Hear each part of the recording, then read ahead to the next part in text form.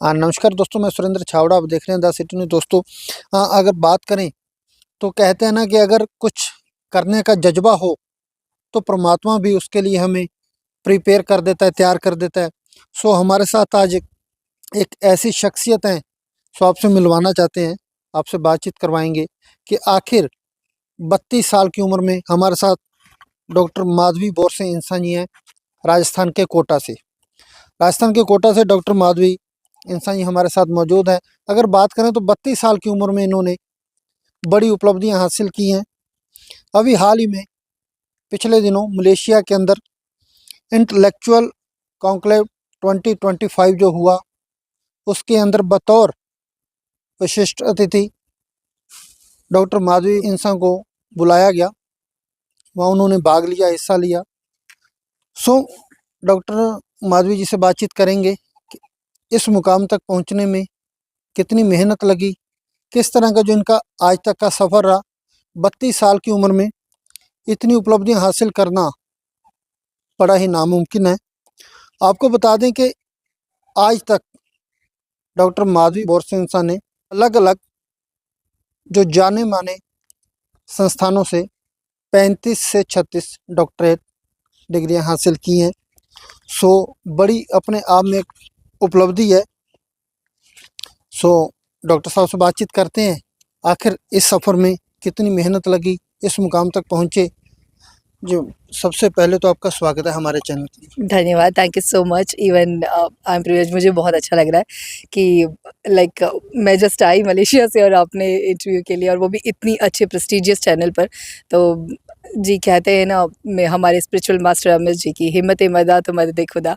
तो बस कुछ ऐसा ही हुआ, हिम्मत करते रहे और सहायता करता गया God, and everything is on the way. और हमेशा एक ही बात कहती हूँ मैं कि ये तो सिर्फ शुरुआत है। So let's see.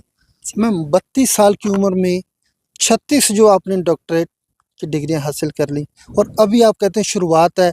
शायद अगर बात करें तो साल में एक की एवरेज से आगे चल रही हैं, प्लस चल रही हैं। आगे और कितना जज्बा है, क्या कुछ करने का जज्बा ले रखा है? देखिए, मेरा कभी भी ये नहीं था कि अवार्ड्स, गोल्ड मेडल, डॉक्टरेट, ये वर्ल्ड रिकॉर्ड्स, ये सब कलेक्ट करना है। ये तो जस्ट मिलता गया, ये एक समझ लो कि एनकरेजमेंट है गॉड की तरफ से। जैसे अभी मैं जा रही थी तो यहाँ पर भी मुझे अवार्ड के लिए पहले चुना गया था।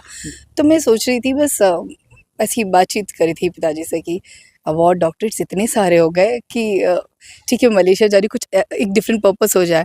और मुझे एकदम से आता कि मैम आप गेस्ट ऑफ ऑनर में एज़ इन पैनलिस्ट आएँगे। तो आई वाज़ वेरी हैप्पी, मैं बहुत खुश हुई। और जभी भी इस तरह की अपॉर्चुनिटीज़ आती है, चाहे वो वेबिनार्स हो, सेमिनार्स हो, इतने बड़े पैनल डिस्कशन, क्योंकि वहाँ पे आते हैं बड़े-बड़े दिग्गज जिनसे हम सीखते हैं। और हम सभी, लाइक मेरे पास 28 ग्लोबल एजुकेटर्स है, तो अराउंड द वर्ल्ड, और मेरे स्टूडेंट्स कहते हैं ma'am you are the best. But मैं कहती हूँ कि हम जो जितने भी एजुकेटर्स हैं, हम सब डिफरेंट है, और हम सब डिफरेंट वे में, क्योंकि हर कंट्री से अपना एक नर्चर है, अपनी एक वे ऑफ स्टडीज़, एजुकेशन है। तो सबको एक अलग तरह से हम सिखाते ही करते हैं, तो हम एक दूसरे से सीखते रहते हैं। तो मुझे सीखना और सिखाना पसंद है। तो मुझे ऐसा लगता है कि कहीं न कहीं गॉड ने मुझे इसलिए ऐसे चुना कि नहीं, तुम्हें तैयारियाँ भी करनी। तो मैं जानती हूँ कि मैं फ्लाइट में भी उसी पे डिस्कशन कर रही थी, और मुझे ऐसे जाने-माने लोगों से बातचीत हुई, और इतनी अच्छी-अच्छी चीज़ें पता चली। और देन आई रियलाइज़ कि एक्चुअली में ये सिर्फ़ एनकरेजमेंट है गॉड की तरफ से, बट जो मेन मेरा मकसद है वो ये कि एजुकेशन को एज़ ईज़ी बनाना कि हर एक इंसान अपने एक बेसिक लेवल पे एजुकेट हो जाए। और जो नहीं भी हो पाए किसी कारण, वो भी हम लाइक ऐसा कोर्स तैयार करें आने वाले टाइम में कि 2 साल में हर एक कोई भी है ना इंसान हो, उसे लगता है कि मुझे एजुकेट होना चाहिए, तो हम उन पे उस लेवल पे वर्क कर सकें। जी। हाँ मैम, जैसा हमें पता चला कि टॉप 10 की लिस्ट में भी आपका नाम है। जी। तो हाँ जी, तो मेरा टॉप 10 बिज़नेस वुमेन में आया था। And I was so shocked कि Parineeti Chopra, like Priyanka Chopra, and I think Alia Bhatt, Namita Thapar, वो भी थे, और मैं भी उसमें सेलेक्ट हुई। तो यही मैं कहती हूँ कि ये सब रैंडम होते हैं, मुझे खुद को भी नहीं पता चलता है कब डल जाते हैं, और फिर दिस पीपल लाइक कि मैम ऐसा। तो मैं भी बोलती हूँ कि कोई बात नहीं, जब ऑथेंटिसिटी है तो मुझे कोई इश्यू नहीं है। पहले ऐसा था, वो इंटरव्यूज़ लेते थे तो आई वाज़ लाइक कि गूगल चेक कर लो और डाल दो, क्योंकि मेरा जो मेन मकसद है एज़ इन पढ़ाना है। तो बस वही हम करते रहते हैं। तो आईएलटीएस, टॉफल, जीआरई GMAT और फिर मैं इंटरनेशनल इंग्लिश कोच हूँ, तो इंग्लिश में तैयारी हम कराते हैं। तो साथ ही साथ मल्टी लिंग्विस्टिक हो गया अब अपना इंस्टीट्यूट। सो इन मल्टीलिंगुअल हम लोग German, French, Spanish, Italian, Japanese सब पढ़ा रहे हैं और पिताजी की रहमत से अब जर्मन भी मैं लैंग्वेज पढ़ाने लगी हूँ। वो और पता है मुझे ऐसा लगता था कि इंग्लिश तक ठीक है। मैं हमेशा सोचती थी मेरा एक्सेंट ख़राब ना हो जाए इस चीज़ में। बट आई लिटरली रियलाइज़्ड कि वो कहते हैं ना, पिताजी कहते हैं कि हाथ कंगन को आरसी क्या, पढ़े लिखे को फ़ारसी क्या। तो मैंने कहा कि ये भी बड़ी बात नहीं है। फिर मेरे ग्लोबल एजुकेटर्स जो ट्रेन करते थे उनके साथ मैं करती गई और मेरे लिए बहुत ईज़ी है लैंग्वेजेस सीखना। जैसे अभी मैं मलेशिया गई थी, आई लिटरली लर्न्ड और इतने लैंग्वेजेस वाले जब लोग मिले उनके साथ मैं कनेक्ट हुई। तो अपने आप में वो बहुत ही अच्छी बात थी कि ठीक है। और वो जितनी लैंग्वेजेस आप सीखते हो उतना आपका इंटेलेक्चुअल ज़ोन बढ़ता जाता है। तो आई बिलीव कि वो ही ऐसा ही बस वो रैंडम करते ही रहते और एकदम पता चल जाता है कि ऐसा हुआ है, फिर मुझे लिंक आती है, फिर मुझे पता चला अच्छा। सो आई बिकेम, ये मुझे कहती हूँ कि बस एक ऑलमाइटी का एनकरेजमेंट है कि तुम्हें रुकना नहीं है, करते रहना है। तो शायद मैं होता होगा कि कभी-कभी थोड़ा एक ब्रेक लेने की कोशिश करती होंगी तो वो एक बूस्ट अप मिलता है और कुछ नहीं। मैम आपने एज बताई 32 ईयर। 32 ईयर आजकल सोशल मीडिया का ज़माना है। इस एज के बच्चे जो हैं सोशल मीडिया की तरफ फेसबुक, यूट्यूब, इंटरनेट पे सारा दिन जो टाइम वेस्ट करते हैं। आपको ये प्रेरणा कहाँ से मिली कि कुछ हट के किया जाए? तो देखिए यहाँ है ना हमारे साथ ये एक जीवन है, राइट? और इसमें सब कुछ है। और अब हमारा चयन है कि हम लोग क्या सेलेक्ट करें। तो दो I am online English coach, right? तो मैं ऑनलाइन इंटरनेशनल इंग्लिश कोच के अंतर्राष्ट्रीय अंग्रेजी कोच के नाते क्या है वो सारा काम ऑनलाइन ही करवाती हूँ। तो मेरे को आप यूट्यूब, फेसबुक, इंस्टाग्राम, ट्विटर हर जगह देख सकते हो। बट अब मैंने भी अपनी ज़िंदगी में एक चॉइस की है। मैं आज भी जानती हूँ जब मेरा कॉलेज था तो इंग्लिश मीडियम में था और आर्ट्स में।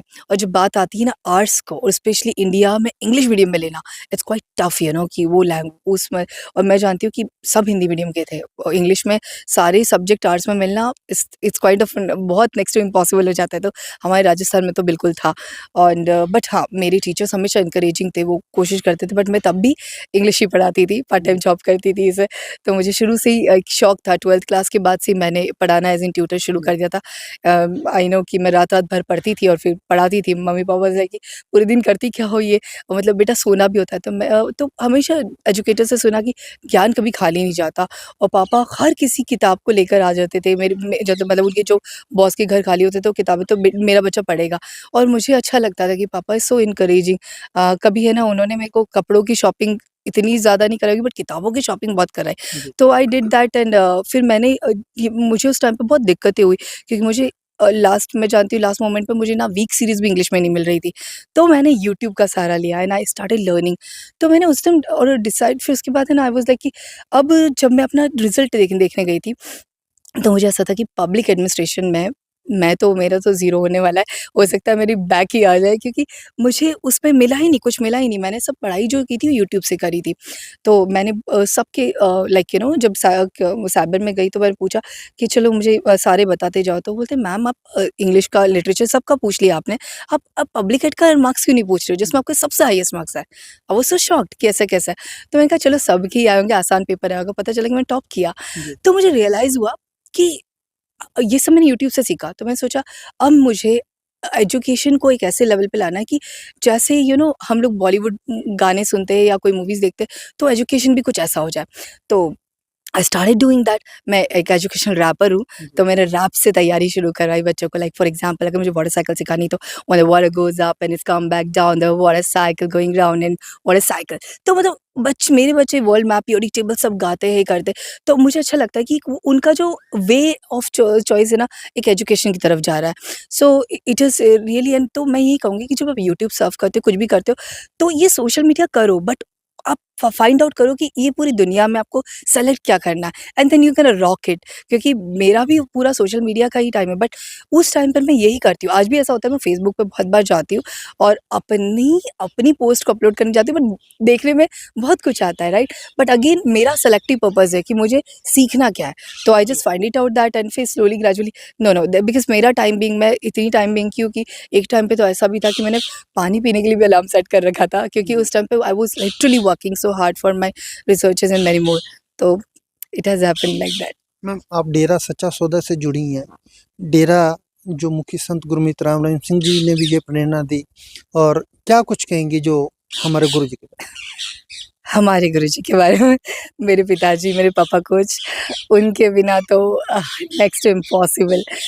मतलब अब रिसेंटली उन्होंने हाल ही में मुझे कुछ समय पहले, मुझे तो ऐसा लगता है कि कल ही या मतलब इसी पल ही मैं आज फिर वो स्टेज से उतरी हूँ जब उन्होंने मुझे स्टेज पे बुलाया था। और उससे पहले भी पिताजी ने एब्सोल्युटली, क्योंकि और वो भी सक्सेस भी ऐसी ही शुरू हुई थी कि मैं आज जानती हूँ कि ऐसी बहुत छोटी-सी थी और हिंदी को लेकर मेरा कभी कुछ ऐसा नहीं था, हिंदी सब्जेक्ट को लेके। इंग्लिश में मेरा हमेशा से कि मुझे इंग्लिश ही सीखनी, इंग्लिश भी बोलना है, इंग्लिश भी करना है।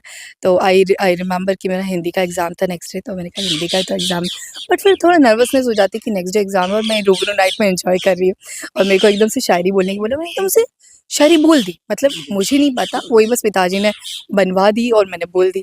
और अब तक मैं 6000 न्यूज़पेपर्स में लिख चुकी हूँ, जी तो पोएट्रीज़, आर्टिकल्स, तो मुझे वो भी हिंदी में।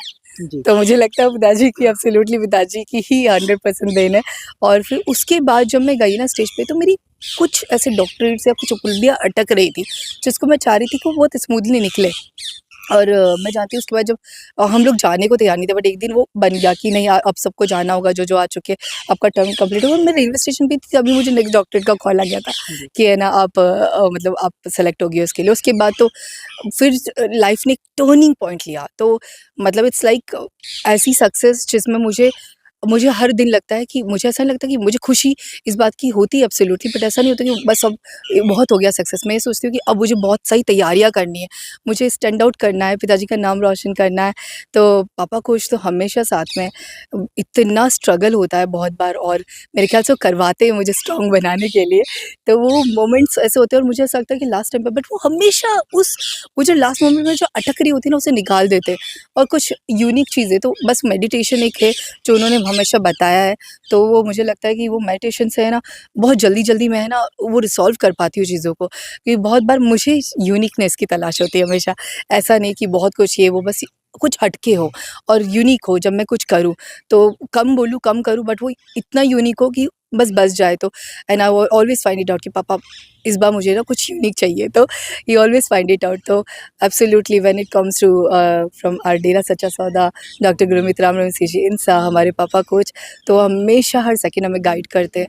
और हमारी मतलब ये युवाओं के लिए स्पेशली हमारे लिए गौरव की बात है, क्योंकि आई ऑलवेज़ से कि हम ज़्यादातर यंगस्टर्स जुड़े ही इसलिए हुए हैं क्योंकि प्रूफ़ के साथ अगर हमें कोई सेंट मिला है, जिन्होंने है ना हमें भटकाया नहीं, सही दिशा दिखाई है। और हमें पता चलता है और वो हमें हर सेकंड रियलाइज़्ड है और जो गाइडेंस देते हैं वो हमें, so it is literally beyond the words. मैं शायद बोल ही नहीं पाऊँगी, बट मेरा हुनर, मेरा एहसास और मेरा जज़्बा शायद इस चीज़ को बयाँ कर पाए। आप स्पेशलिस्ट इंग्लिश कोच हैं और आपने बताया कि 6000 प्लस जो आपने हिंदी में अपने दिल की बातें न्यूज़पेपर के लिए लिख दी। मुश्किल नहीं लगा? बिल्कुल नहीं। आप ही की तरह एक बार ऐसा हुआ था कि मैं मेरे अवार्ड शोज़ में वुमेन्स डे पर मुझे कम से कम 5-6 वुमेन्स अवार्ड से नवाज़ा गया।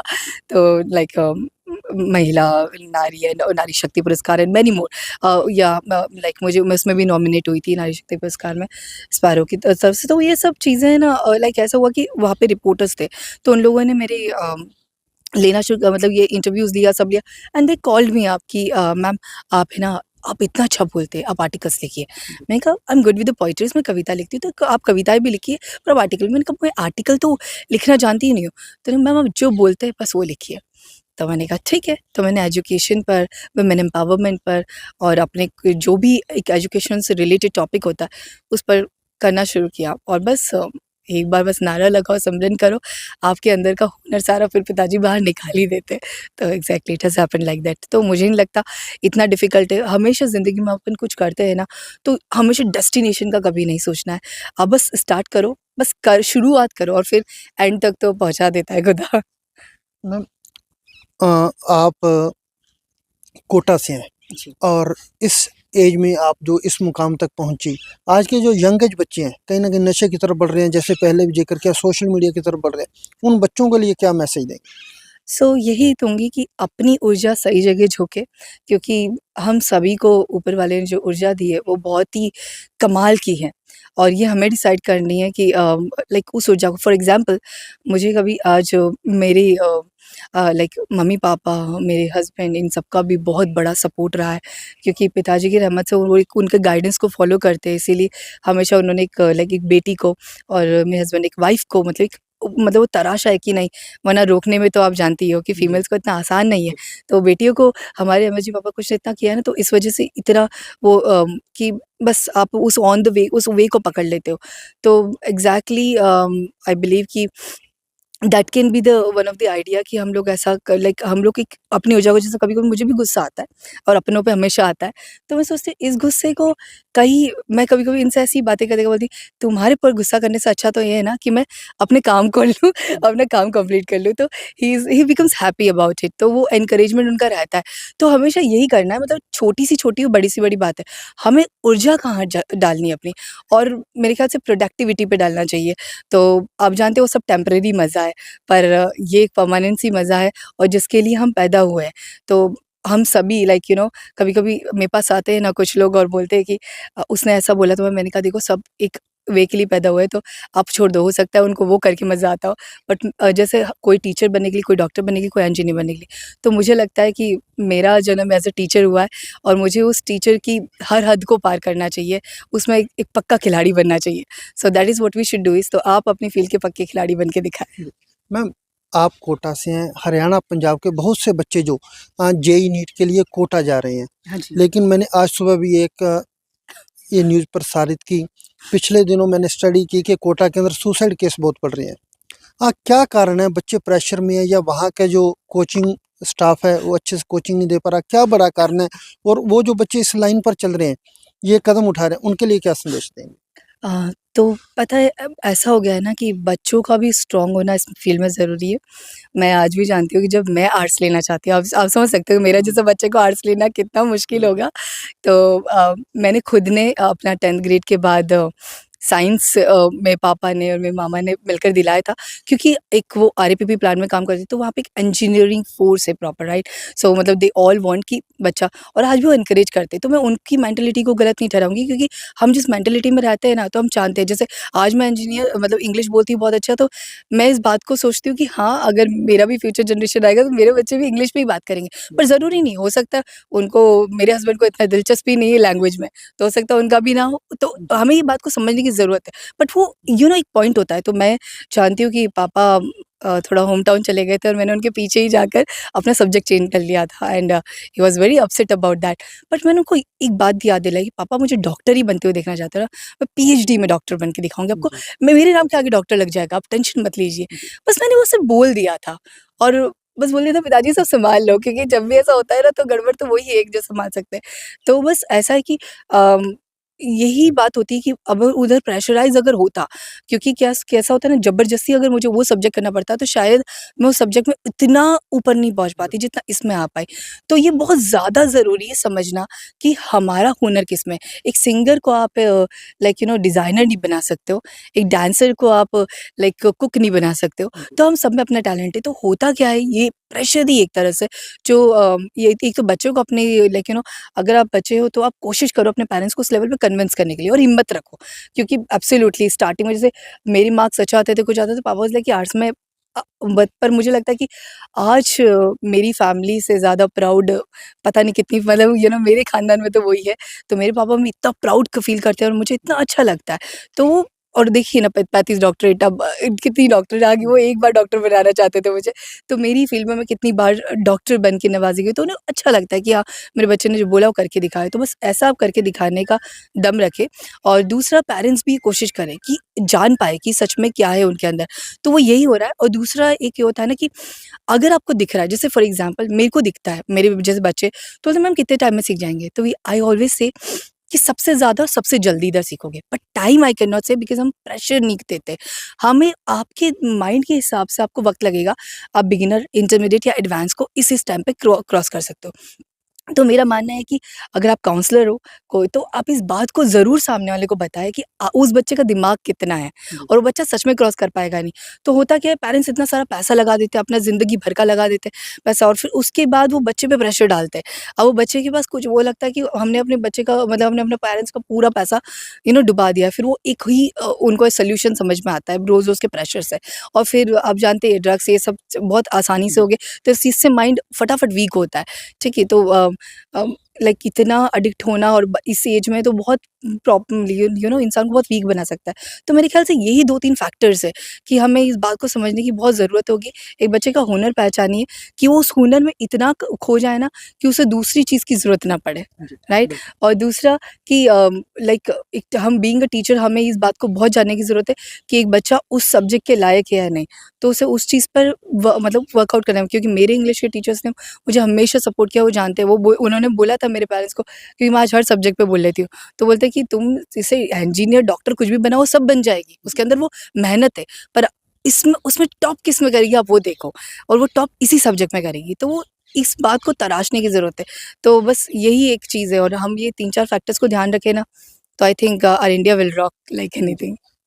मैम, जैसे आप 32 साल की उम्र में इस मुकाम तक पहुँची, यहाँ तक के पूरे सफ़र का श्रेय किसको देना चाहेंगी? एब्सोल्युटली हमारे पापा कोच को, डॉक्टर गुरमित रामरम सिंह जिंसा, रमेश जी पिताजी, बिल्कुल उन्हीं को, क्योंकि उनके बिना तो मुझे नहीं लगता है कि आई एम मतलब बिल्कुल बिल्कुल कुछ नहीं, बस मैं उनकी बेटी हूँ, इसी वजह से शायद ये हूँ। जी, thank you. Thank you. Thank you so much.